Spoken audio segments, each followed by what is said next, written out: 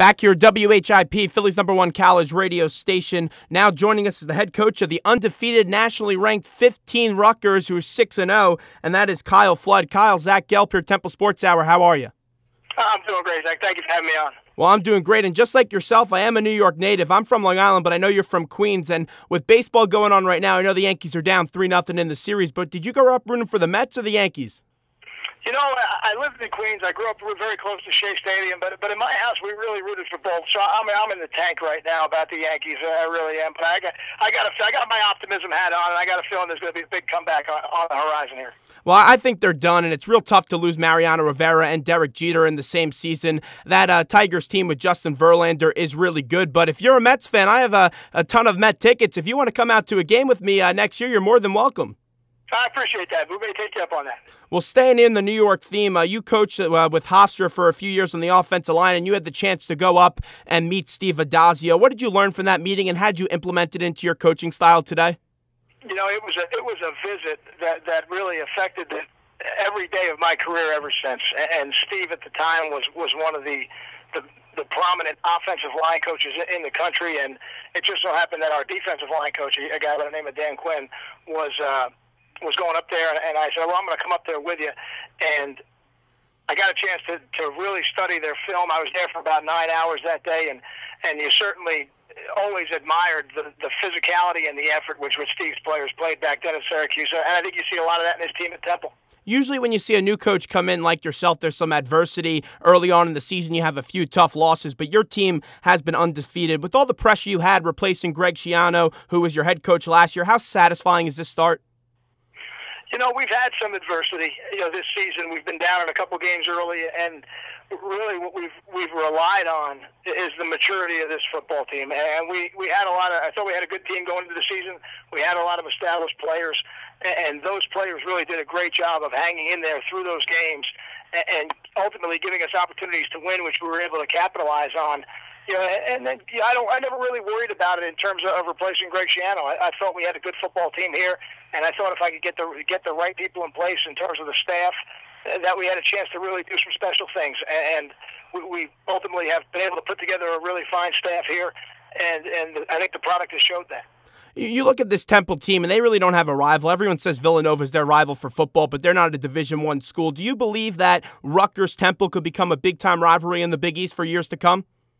I don't know if I'm the right guy to ask about rivalries and creating those type of things. This will be my first time coaching against Temple, but I would say this.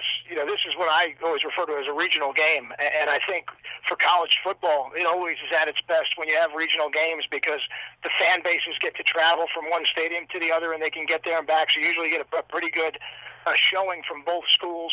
Usually a lot of the players know each other. They came through the recruiting process or they came through high school together. I think it creates a really good atmosphere for college football. So we're excited that Temple's in the Big East with us. And there's a lot of noise about your program. You were ranked 15 in the BCS standings as we're talking to Kyle Flood. And you look at this team, and many people are already starting to talk in with the undefeated talk. How do you keep your players focused and get them to really ignore the noise and focus on the opponent coming in this Saturday? The entire season, we set goals very early on, and our goals can't be achieved by just winning 6 games. So I think when you have a mature football team the way we do, they understand that. The only thing we control this year is trying to be 1-0 this week. This is a conference game against 2 teams that are undefeated in conference play. So ultimately, this is a Big East championship game. We don't have a championship game at the end of the year. Every week is a Big East championship game, and I think even more so, or it gets magnified when you're playing against another team that, like us, is undefeated in conference play. So it's an exciting game for us. I know our players are really excited to come down there and to play the game, and ultimately our goal this week is to be 1-0. And when we're done with this game and we move forward, it'll be similar. On the defensive side of the ball, Greene has been not only one of the best players in the Big East, but one of the best players in the country. What makes him so effective? Khaseem is a special football player. He was the Big East Defensive Co-Player of the Year last year, and he's a linebacker who was converted from safety. So if you just physical attributes, he certainly has great speed and power to play the linebacker position with. He's just a tremendous football player. He really can affect the game in so many ways. I think that's what makes him special. Last week is a great example of that. He had forced fumbles in the game. He had an interception in the game. He had sacks in the game. He had 14 tackles in the game, tackles for loss. So he can affect the game in a lot of different ways. You know, he plays every play for us on defense. He plays in every situation. He doesn't come off the field, and ultimately that's what makes him a special player. You were an offensive line coach. Let's say if you were in Steve Adazio's shoes going up against Khaseem Greene, how would you prepare to contain Khaseem Greene? Oh, I don't think I need to put myself in Steve's shoes. He's going to have a great plan like he does every week. They've done an excellent job there, and I'm sure in every scheme they have, they're going to have somebody who's accounting for Khaseem Greene. How do you view this Temple offense? Give me some positive and negatives when you look at this unit. I think they're all positives when I look at this offense. I think they're physical. I think they've got three different people who can really change the game in terms of running the ball, and the quarterback's a tremendous football player, and he's always got the ball in his hands. The quarterback's actually carried it more than any other player on the team.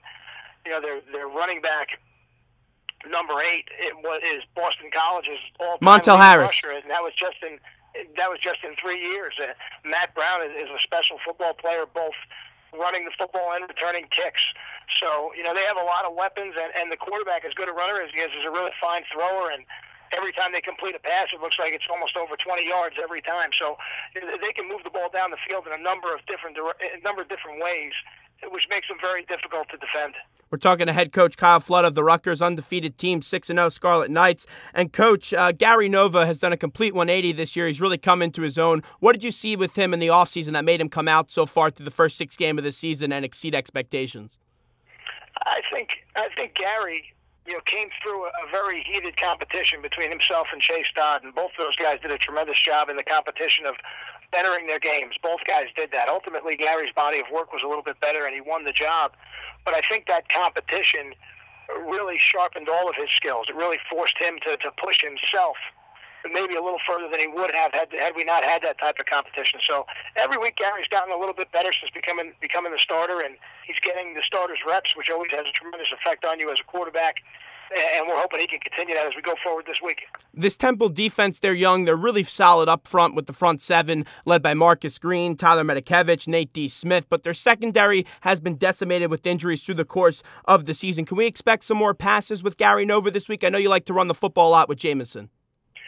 Everything for us starts with running the football. You know, we want to be balanced, but ultimately, for us to play good offense, we need to run the football. You know, we did not do a good job doing that last week as we wanted to, and you know, we're hoping we can improve on that for this week. But it's not going to be an easy task. You know, Coach Heater down there does a tremendous job, and they got a very extensive blitz package, very aggressive defense. Their defensive players, as a unit, play with tremendous passion.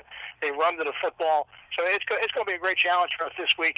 But offensively, for us, it'll always start with running the football. The most impressive part about this Owls team is they're young and they've been able to find a way to get 3 wins in their first 5 games this season. But you look at this defensive side of the ball, their linebackers, Medikevich and Nate D. Smith, 2 freshmen. Medikevich had 19 tackles last week. Nate D. Smith is always finding a way to get his nose on the football. How are you containing those 2 players especially? You got to do a great job of moving your feet through contact. You know, Nate Smith is somebody we're very familiar with, certainly with his, you know, being LJ's brother. And the Medikevich kid, number 32, he did a tremendous job, just a tremendous job last week. So, you know, he kind of burst onto the scene a little bit there. But there's no secret to it. You know, there's no special formula for playing against great players. You got to make sure that you're doing everything you're supposed to do from a technique standpoint, from an assignment standpoint. And you better match their effort. If you don't match the effort of the Temple defense, it makes it very difficult on offense. Zach Gelb here, WHIP, Philly's #1 college radio station, talking to the head coach of the undefeated Scarlet Knights, Kyle Flood. And Kyle, last one here right before we let you go. Can you give us an update on your kicking situation? I know you had some injuries there. You know, we have not had any change in our depth chart. Nick Borghese right now is our starting kicker. Kyle Federico was our starting kicker at the beginning of the year, and you know, we're going to evaluate him on Friday or Saturday morning to get an idea of if he'll be available to us.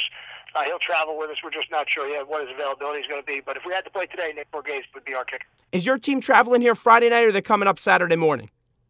We'll travel on Friday. We always travel the day before the game. So you're going to be coming into the Philadelphia area. Is Kyle Flood going to be getting a cheesesteak? I don't know if the cheesesteak is going to be in my pregame routine, but I am certainly going to come back in the offseason and try one out maybe during recruiting time. I appreciate that. No doubt about it, Coach. Thanks so much for the time. I appreciate it. Best of luck this Saturday when you square off against the Owls at the Link. Thanks for having me on. Take care now.